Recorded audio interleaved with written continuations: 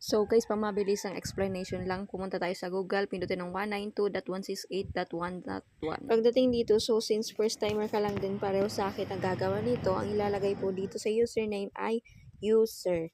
Doon sa password ay the same lang din, user. After nyo nga pong makapag-login, ay pumunta po kayo dun sa gilid. Pag may mabasa po kayong SSID settings, i-click nyo lang po yun. Pagkatapos nyo nga pong mag-click, ay hanapin nyo naman po yung SSID name. Dito naman banda sa kabila. So, sa akin po, ilalagay ko na yung gusto kong ipangala dun sa aking device, yung Wi-Fi name. Nilagay ko ay connected. After nyan ay click submit at antayin nyo lang po ng ilang segundo. Pagkatapos nyan ay na-disconnect po ako sa Wi-Fi at pupunta din ulit ako dun sa Wi-Fi para tignan. So, magre-re-enter ka ulit ng password mo. Bigla nga yan nag-auto-block dito sa inedit ko, hindi ko alam kung bakit. Pero baka dahil sa confidential yung password.